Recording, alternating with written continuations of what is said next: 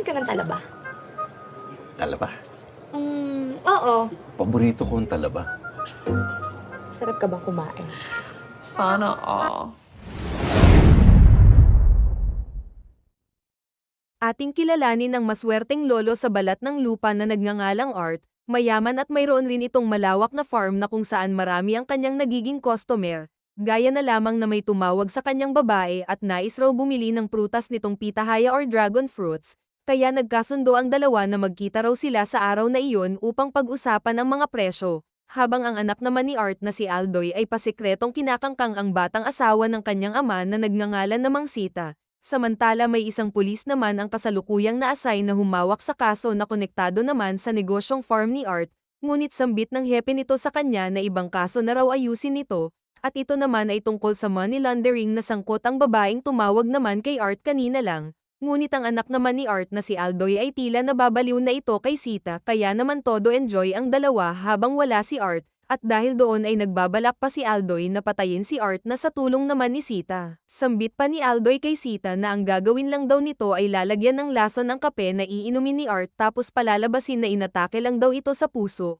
Bagaman alam ni Sita na kapag namatay nga si Art at lahat ng kayamanan nito ay mapapa sa kanya ngunit tumanggi ito sa gustong iyon ni Aldoy. Habang si Art naman ay tuluyan ng nakipag-meet sa babae niyang buyer ng prutas at malalaman niya agad na mukhang palaban ang babae, siya naman si Vanessa. Nang makita nito si Art ay tila hindi naman prutas ni Lolo ang pakay nito kundi may iba siyang binabalak, kaya naman agad inaakit ni Vanessa si Art upang mabilis nga nitong makuha ang loob ni Art, ang hindi alam ng dalawa na may pulis na pala ang nagmamasid sa kanila at inaabangan na makakuha ito ng ebidensya sa kanila. Sambit naman ni Vanessa kay Art na mukhang magkakasundo raw silang dalawa dahil parehas daw silang magaling, kaya naman ang sumunod na eksena ay naganap na nga ang matinding bakbakan. Habang si Sita naman ay naghihintay pa rin sa pag-uwi ng asawa niyang si Art.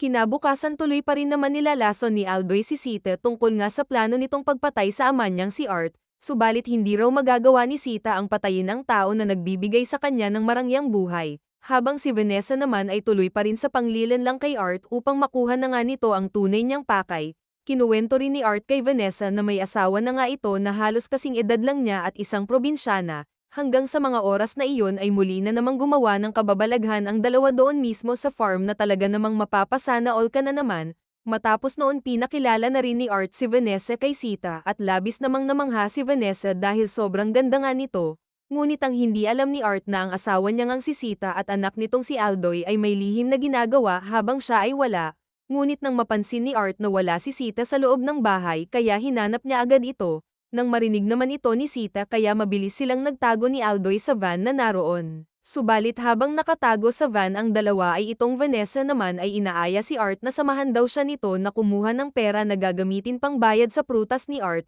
ngunit ang hindi nila alam na sina Sita at Aldoy ay naroon din sa van na ginamit nilang sasakyan, at nang matapos na ring makabayad ni Vanessa kay Art at naisipan pa nilang dalawa na pumunta raw muna silang farm upang gumawa ulit ng kababalaghan, nang tuluyan namang nakarating ang dalawa sa farm at sa hindi nila inaasahan na naroon na rin si Sita kaya nahuli ang mga kalokohan nilang ginagawa, at sa mga nasaksihan namang iyon ni Sita sa kanyang asawa kaya dito na niya naisip na tapusin na lang ang buhay ni Art, ginawa niya ito sa pamamagitan ng paglalagay niya ng lason sa iniinom na kape ni Art, matapos matuluyan ng matanda kinuha niya naman ang bangkay nito at dinala sa kwarto. Nang malaman naman ng dalawa ang nangyari kay Art agad silang nagtungo sa bahay. Ang hindi nila alam na plano na rin pala silang patayin ni Sita sa mga oras na iyon. Kaya ang tubig na ininom ni Vanessa at prutas na kinain ni Aldoy ay nilagyan rin ng lason ni Sita na naging dahilan ng kamatayan ng dalawa. Matapos ng nagawang iyon ni Sita ay nagpasya na rin ito na umalis sa bahay na iyon, habang ang nangyaring kamatayan naman ng tatlo ay mabilis ring nalaman ng mga tao doon at maging ang mga pulis. Ngunit sa pag-iisang iyon ni Sita ay makikita ito ng pulis na matagal nang nagmamasid sa kanila at inaya niya si Sita na sumama na lang raw ito sa kanya upang sila na lang ang magsama.